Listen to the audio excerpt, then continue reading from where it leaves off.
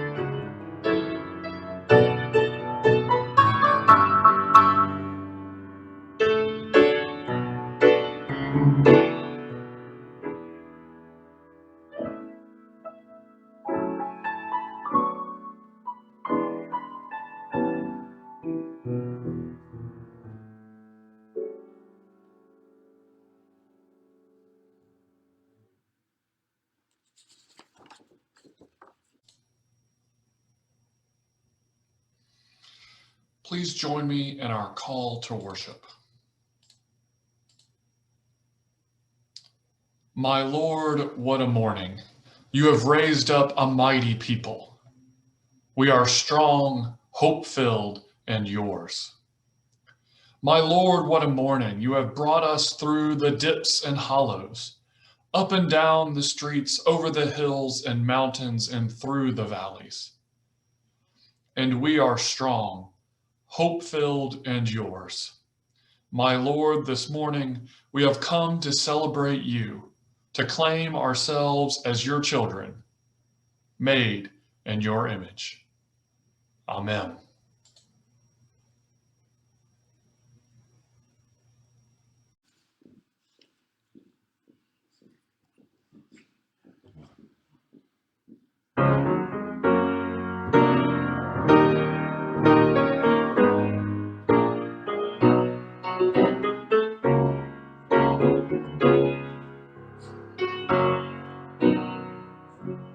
Lift every voice and sing, till earth and heaven ring. Bring great the harmonies of liberty. Let our rejoicing rise, highest on listening skies. Let it resound loud as the rolling sea. Sing a song.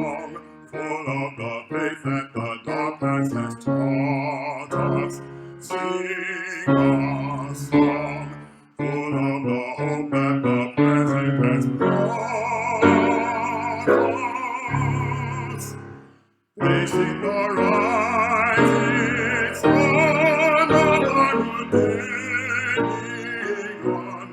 Let us march on till victory is won.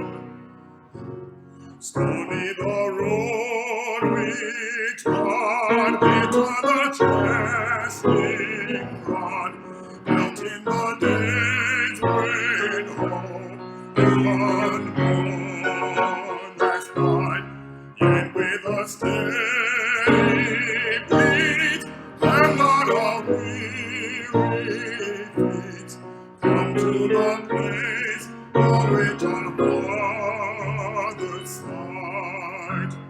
We have come over a way that with tears has been watered. We have come treading the path through the blood of the slaughtered.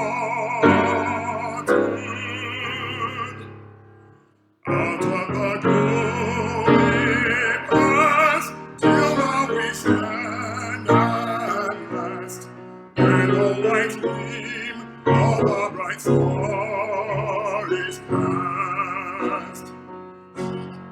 God of our weary years, God of our silent tears, thou hast brought us thus far on the way. Thou hast by thy might led us into the light. Keep us forever in the past, we pray. Lest our feet stray from the places, our God, where we met thee. Lest our hearts, drunk with the wine of the world, we forget thee.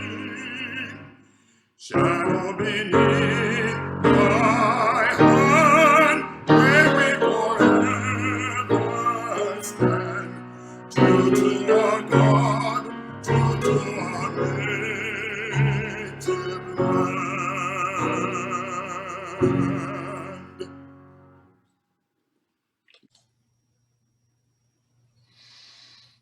Please join with me in our opening prayer.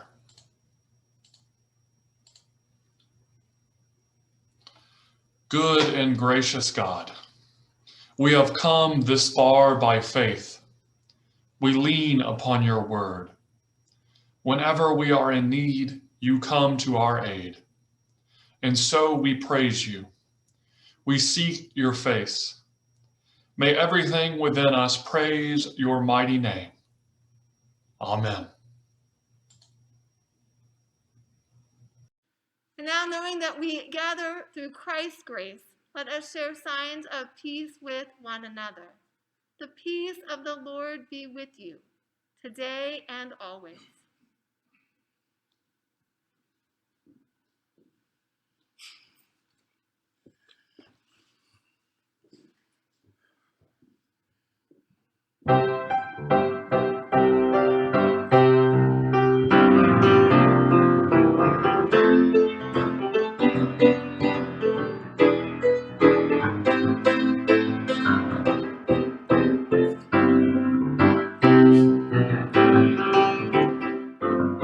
He has done great things for me. Great things, great things. He has done great things for me. He has made a way for me. Made a way, made a way. He has made a way for me.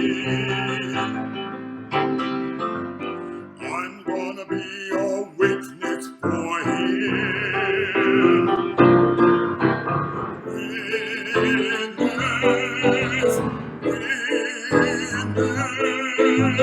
I'm gonna be a witness for him. He has done great things for me. Great things, great things. He has done great things for me.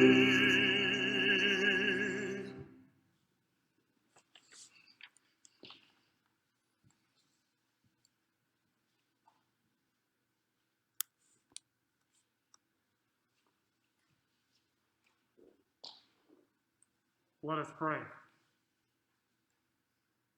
O God, your word is more precious than fine gold and sweeter than the purest honey. As we turn to your scripture, send your Holy Spirit to infuse your word with grace, so that the good news of your love would shine before our eyes and make us answer with wonder, faith, and love. Amen. A reading from the letter to the Hebrews. Now faith is confidence in what we hope for, and assurance about what we do not see. This is what the ancients were commended for.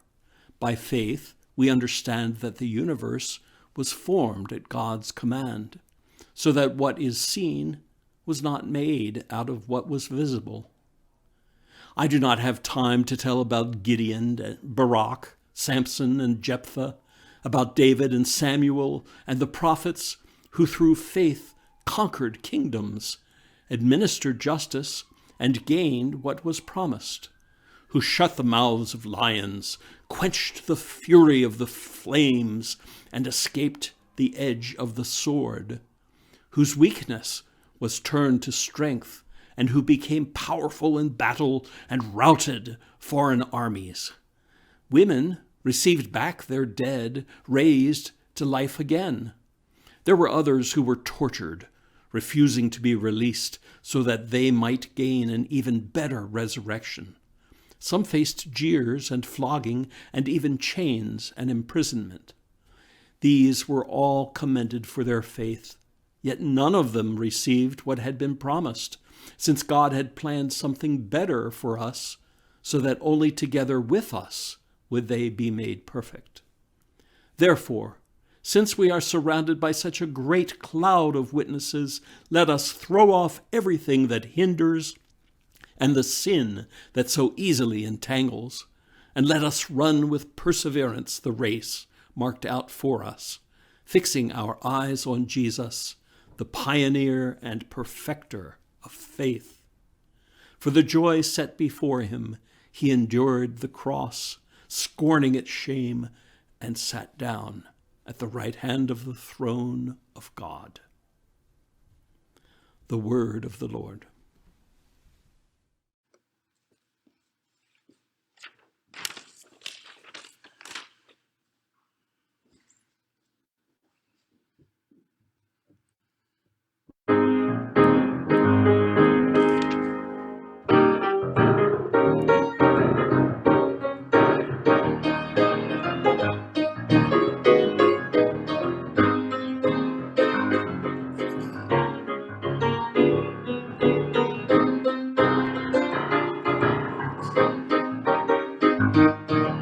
I'm so glad Jesus looked at me. I'm so glad Jesus looked at me. I'm so glad Jesus looked at me. Singing glory, hallelujah. Jesus looked at me. Satan had me bound. Jesus looked at me. Satan had me bound. Jesus lifted me. Satan had me bound. Jesus lifted me. Singing glory, hallelujah. Jesus lifted me. When I was in trouble, Jesus lifted me. When I was in trouble, Jesus lifted me. When I was in trouble,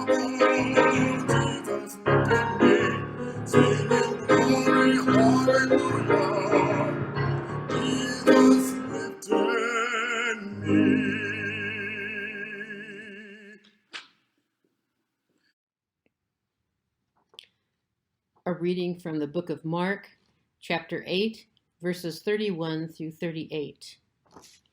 Then he began to teach them that the Son of Man must undergo great suffering and be rejected by the elders, the chief priests, and the scribes, and be killed, and after 3 days rise again. He said all this quite openly, and Peter took him aside and began to rebuke him. But turning and looking at his disciples, he rebuked Peter, saying, "Get behind me, Satan, for you are setting your mind not on divine things, but on human things." He called the crowd with his disciples and said to them, "If any want to become my followers, let them deny themselves and take up their cross and follow me. For those who want to save their life will lose it, and those who lose their life for my sake and for the sake of the gospel will save it. For what will it profit them to gain the whole world and forfeit their life? Indeed, what can they give in return for their life? Those who are ashamed of me and of my words in this adulterous and sinful generation, of them the Son of Man will also be ashamed when he comes in the glory of his Father with the holy angels." Now, it seems a little odd to be reading about suffering amid today's musical celebration. We are singing about the faithfulness of God and hearing about crosses. Jesus tells his disciples that the way of God inevitably involves suffering. Whether that suffering is because you share in someone else's pain, or because you bump up against the world's sinfulness, brokenness. Take up your cross and follow me, Jesus says, which is not a call to view every instance of pain through a God-intended this lens, but to intentionally live as God's beloved amid the world's brokenness, to stand in those painful gaps, absorb it. Jesus' call to take up a cross was as hard to swallow back then as it is now. And yet, something happens when you let loose of your life for the gospel's sake. You find a new purpose, a new strength, a wellspring of hope, faith, and love in which to live, focused upon God's liberating reign. Howard Thurman, one of the towering theologians of the century now past, identified these paradoxical experiences, as being born of the contradictions that Jesus held. He was a man who lived without money or many possessions or any type of security, and yet lived in a way that broke open those places of fear or hatred or deception. Jesus' free expressions of love became that path to the cross and then to life beyond it. So the cross itself holds the paradox. It was a symbol of violence and intimidation, and yet it has become a sign of God's never defeated love. The cross's enduring power to save, argues another theologian, James Cone, is ultimately linked to its connection to real life suffering. Here at the cross, the crucified people of history find a place of shared sorrow, shared communion, and ultimately new life. Cones would suggest that if you hold the cross close to real stories, real truth, then the cross can heal.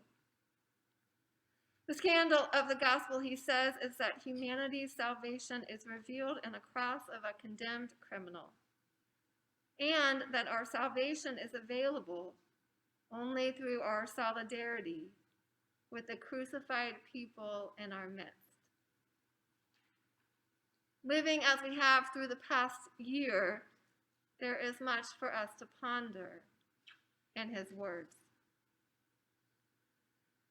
Cohen also suggests that the path to that saving cross, the path that Jesus is talking about when he invites us to walk with him toward the cross, involves hearing each other's stories.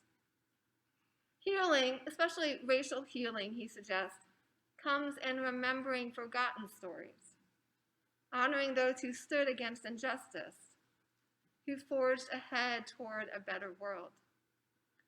Today's worship service, in addition to hearing these words of Scripture, will include 2 of these such stories. May we find together as we walk that we see the cross in all its glory and beauty and shared holding of pain in the arms of God's embrace. May we walk together. Amen.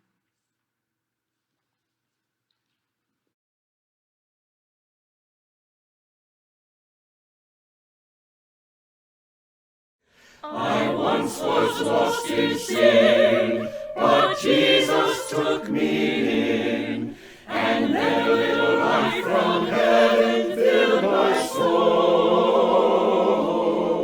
It bathed my heart in love and wrote my name above, and just a little talk with Jesus made me whole. Now let us have a little talk with Jesus. Let us tell him all about our troubles. He will hear our faintest cry, and he will answer by and by. Now when you feel a little prayer will turn in, and you know a little fire is burning, you will find a little talk with Jesus makes it right, makes it right. I may have doubts and fears, my eyes be filled with tears, but Jesus is a friend who watches day and night.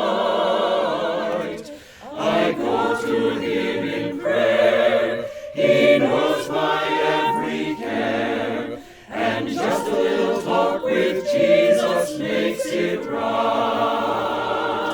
Now let us have a little talk with Jesus. Let us tell him all about our troubles. He will hear our faintest cry, and he will answer by and by. Now when you feel a little prayer will turn in, and you know a little fire is burning, you will find a little talk with Jesus makes it right, makes it right. Rosa Louise Mccauley was born in Tuskegee, Alabama on February 4th, 1913. Along with her family, she moved to Montgomery, Alabama at age 11, where she attended high school, leaving early to care for her dying grandmother and then her ill mother, but eventually earning her high school diploma.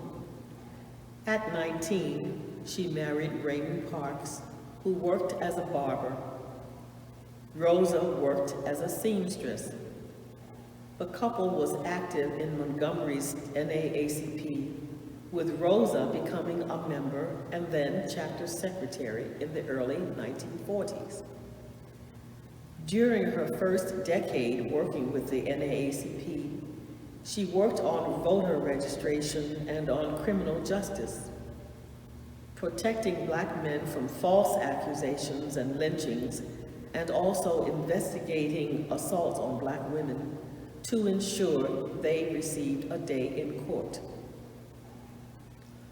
On Thursday, December 1st, 1955, the 42-year-old Rosa Parks was commuting home from work by bus.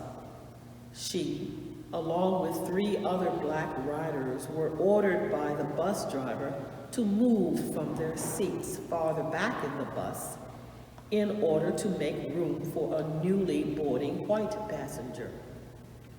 The 3 others obeyed. Parks did not. Her arrest sparked the 1955 Montgomery bus boycott, and her case became the test case for segregation weaving its way to the United States Supreme Court. On November 13, 1956, the Supreme Court ruled that bus segregation was unconstitutional. The boycott ended December 20th, a day after the court's written order arrived in Montgomery. Rosa Parks is rightly celebrated as one of the mothers of the civil rights movement. What receives less notice is the cost of her courage on her and on her family. Parks lost her job during her arrest and trial and experienced harassment throughout the boycott year.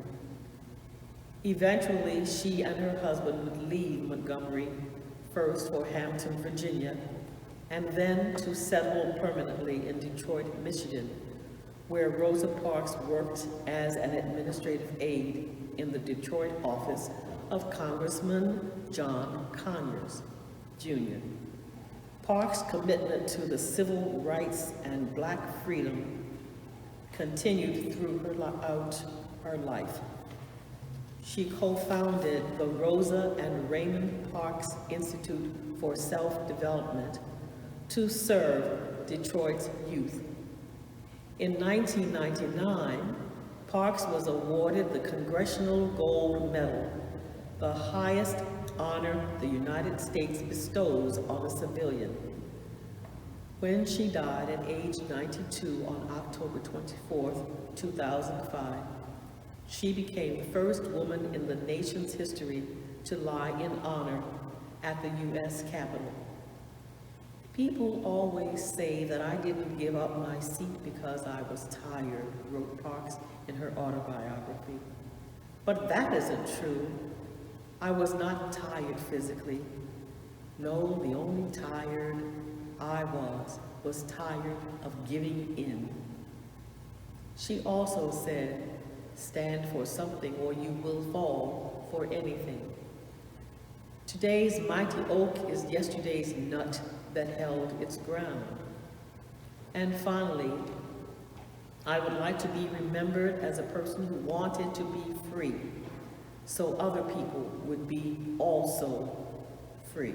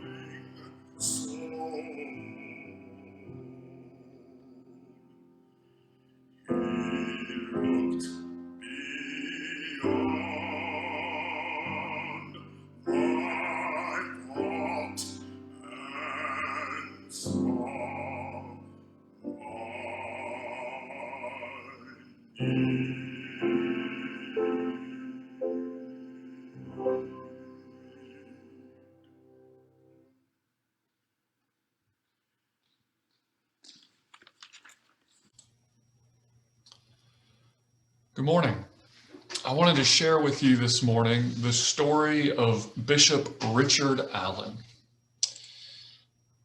He is a famous Methodist in history, and when it comes to the history of African American Methodists, he is the first person I think of.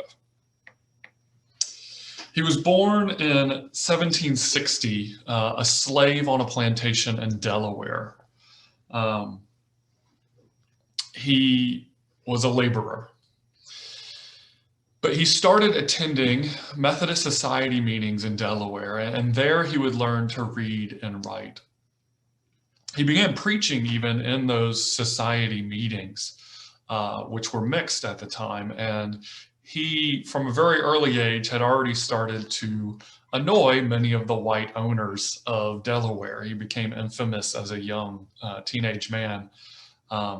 But because of his sound theology and self-education with the Bible, he was very hard to refute. And so his owner continued to encourage him. And then Richard eventually bought his own freedom. And at the age of 24, was so well known, he was invited to the Christmas conference of 1784 in Baltimore, which is where the Methodist Episcopal Church was founded. He was one of two Black men who attended the conference. He was not allowed to vote, as one might expect of that time. But while he was there, he was certified as a preacher in the Methodist Church of the time, which was a first. Him and Harry Hosier were the first two African-American men certified there at the conference. And it was at this conference that he met Francis Asbury, and they became quick colleagues, and Asbury became quite impressed by Richard Allen. Now, Harry Hosier would go on to be an itinerant preacher in the Methodist Church, traveling all over the country, creating many Black classes and churches throughout the land. But Richard would go to Philadelphia and set up shop. He would preach at St. George's Methodist Episcopal Church. And it was there that he became famous, beginning to build a congregation in the early Sunday morning service of freed Blacks and some slaves. Starting within just a few weeks of getting 50 congregants, and then very quickly having 400 in just a few years. Now, in the early days, as the story goes, Allen was in the regular service. Him and his Black fellows were generally required to be at the back of the sanctuary or in the balcony. And when communion came, they had to wait till all the whites had theirs first. But so one Sunday, Allen leads him and his brothers and sisters down to the altar rail during communion, and they kneel in prayer and await communion the same time as everyone else. And he was forcibly removed by the white congregants of St. George's Methodist Episcopal Church. They literally lifted him up. And he famously said, "My friends, let me attend to my prayers and I will bother you no more." And so with that, after being forcibly removed, him and his fellow Black congregants left, and they began meeting on their own. Now, at the time, Philadelphia was still heavily racially segregated, and many racial tensions were in the city. And even the white Methodist pastors who were against slavery were not encouraging of Allen's integration efforts, and also now Allen trying to lead his own Methodist church. However, Allen's friend Francis Asbury, bishop at the time, was with him and supported Allen's efforts. And so Francis Asbury actually removed all the Methodist pastors of Philadelphia after this incident, every single one of them, and replaced them with ones who were supportive of Allen and his efforts. However, this was too late, too little, too late. Allen knew he needed to begin his own church where they could manage themselves, where they would not be segregated and looked down upon, and also be managed by white superiors. Allen knew that this was not the way. So Allen, along with Absalom Jones, who would eventually become the first Episcopal priest, first Black Episcopal priest in America, would begin the Freedmen's Aid Society in 1787, which was the first Black society in America. And together they would sort of develop a plan for a new church. Absalom Jones would go and join back with the Episcopal Church as the African Episcopal Church, but Allen wanted a Methodist church for those who grew up in that tradition like him. So he created first a movement, the African Methodist Episcopal Church. This was not a separate denomination at the time. It was endorsed by Francis Asbury, who then came to Philadelphia and ordained Richard Allen. To this point, he had been a licensed preacher, but now he would be the first Black ordained elder in the Methodist Episcopal Church.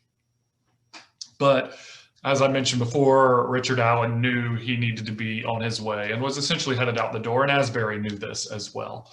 And so a few years later, by 1816, Richard Allen gathered up many African-American congregations from the Northeast, roughly 5, one being from Baltimore. They met in Philadelphia, they had a conference, and they formed officially the new denomination, the African Methodist Episcopal Church. And Richard Allen was consecrated as the first bishop of this denomination. The African Methodist Episcopal Church began with a small plot of land and a blacksmith's shop. With gathered money, they bought a small blacksmith shop, and that is why they have an anvil on their symbol. And they founded their first church building, Mother Bethel AME Church, which still is in Philadelphia. You can see pictures here. This is the longest continuously owned Black property in America. And the AME Church is the longest continually organized Black organization in America. The AME Church is the largest independent Methodist denomination, besides the United Methodists, in the world, with well over 3 million members and residing in over 30 countries throughout the world. And so Richard Allen, along with Morris Brown and Daniel Payne, who were the bishops to follow him, really pushed for a African-American Methodist identity that was theologically identical in most ways to the Methodist Episcopal Church, but was separate because of the recognized racial tensions of the time. Today, it is still an independent church.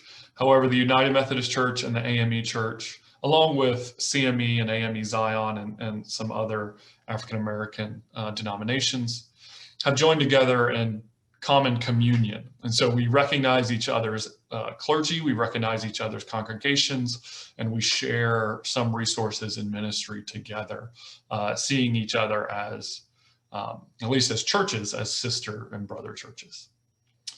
So this is just a very quick version of the story of Richard Allen, which is very near to us, just in Philadelphia, up the road.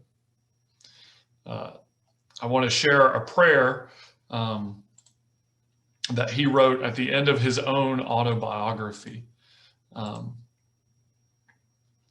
Richard Allen writes, "The God of Bethel has heard her cries. He let his power be seen. He stopped the proud oppressor's frown and proved himself a king." Amen.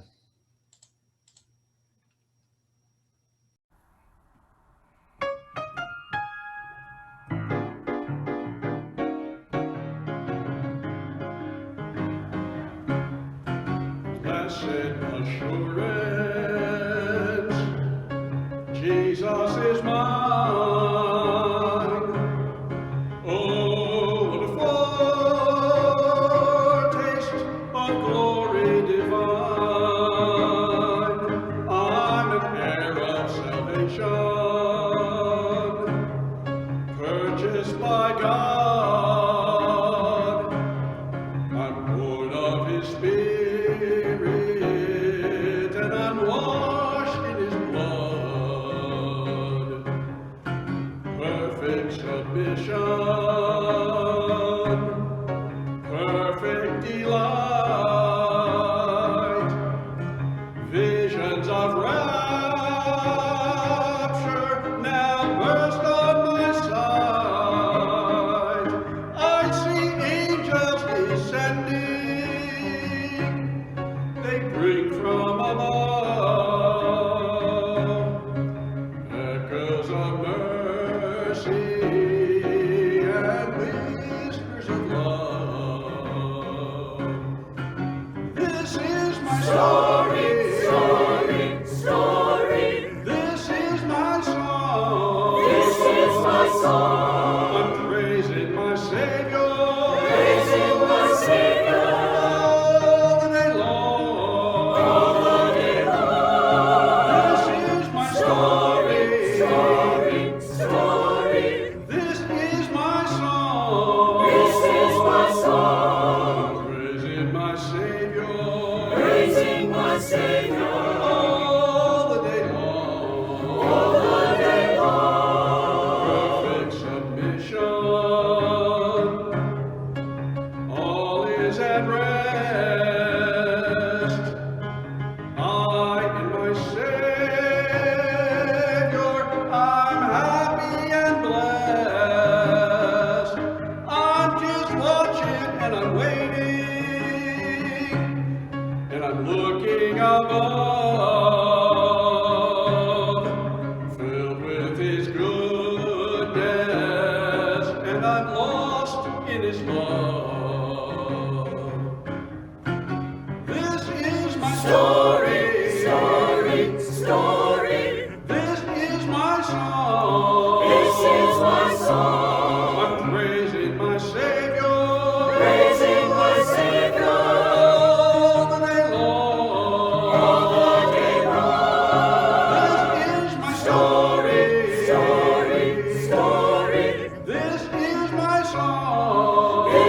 my song, I'm praising my Savior, all the day long. This is my story, this is my song, I'm praising my Savior, all the day long. This is my story,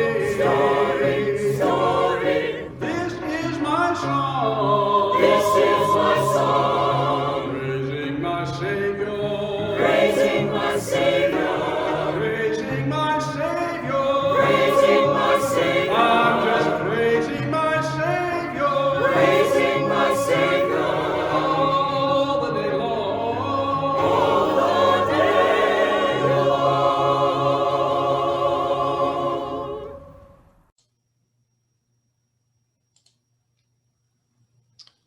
Relying on the promises of God, we pray now boldly for the church, the world, and all in need. We pray together saying, "Hear us, O God, your mercy is great."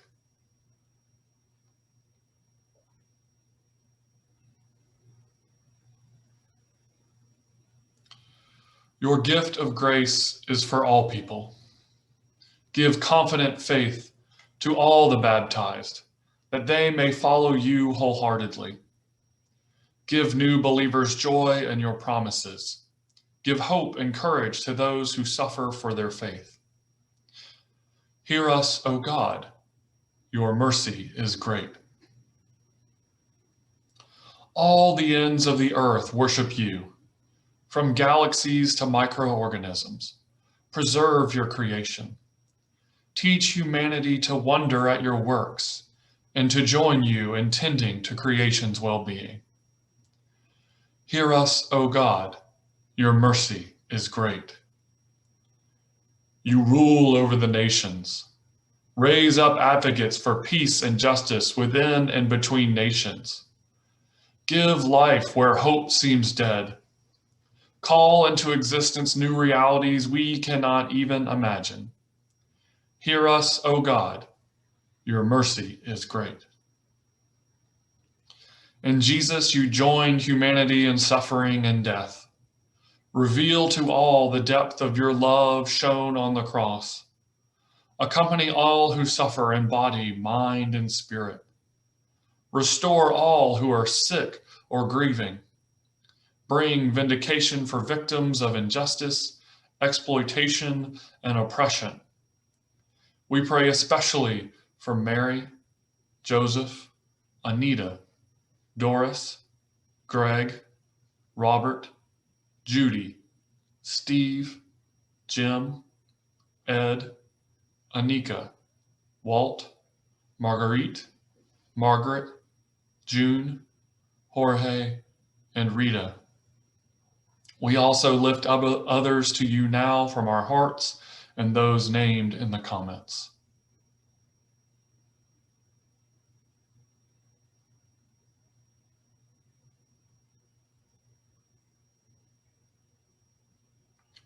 Hear us, O God, your mercy is great. You made Abraham and Sarah the ancestors of a multitude of nations. Bless grandparents, parents, foster parents, and the children who look to them for care and guidance. Console those who deal with infertility, parents who have entrusted their children to adoption, and children longing to be adopted. Equip ministries and services for families in need. Hear us, O God, your mercy is great. We await the day of Christ's coming glory.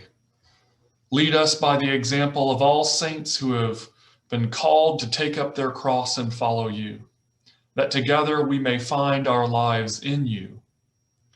Hear us, O God, your mercy is great.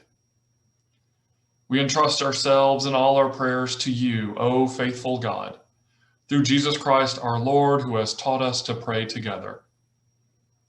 Our Father, who art in heaven, hallowed be thy name. Thy kingdom come, thy will be done, on earth as it is in heaven. Give us this day our daily bread, and forgive us our trespasses, as we forgive those who trespass against us. And lead us not into temptation, but deliver us from evil. For thine is the kingdom, the power, and the glory forever. Amen.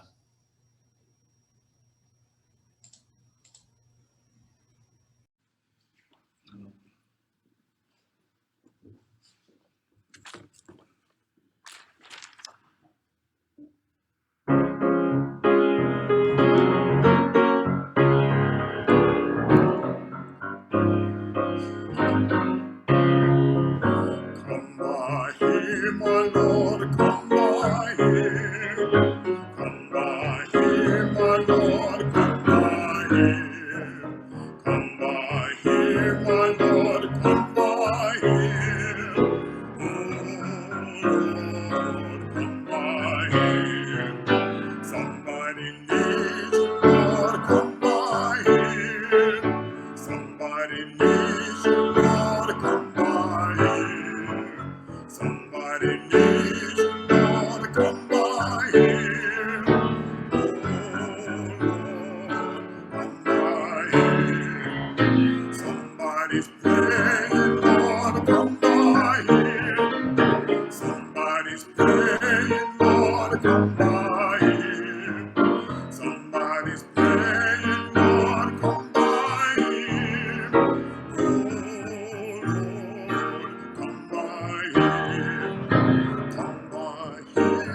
Lord, come by here. Come by here, my Lord, come by here.,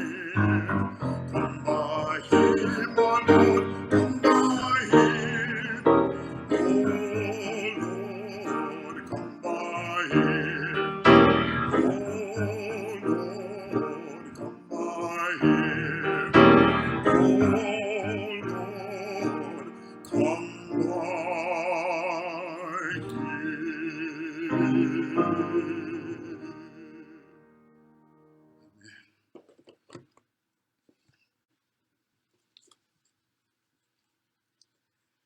And now may the grace of God, which binds all of us together, surround you, strengthen you for the journey, give you peace, give you love, and give you joy. The blessing of God is with you today and every day. Amen.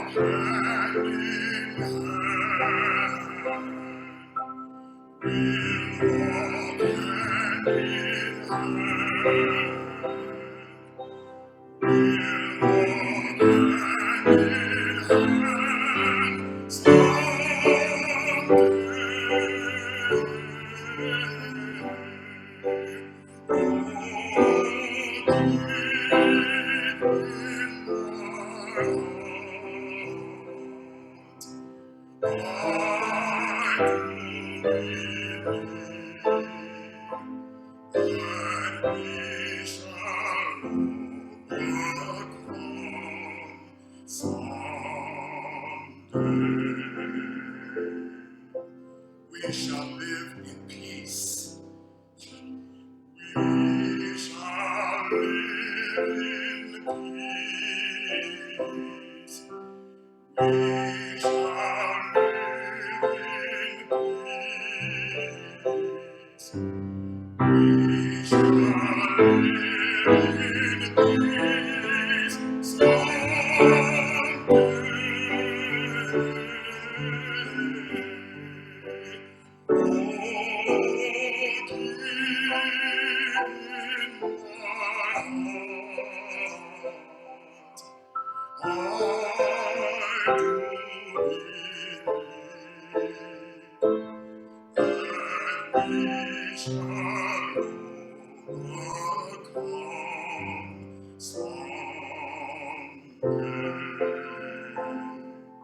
God will see us through.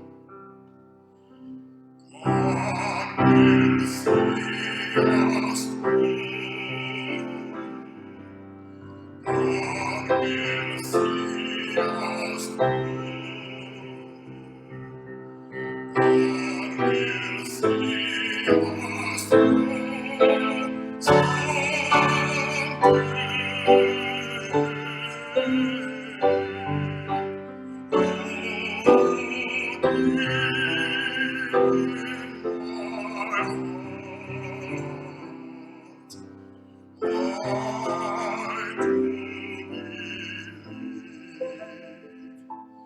That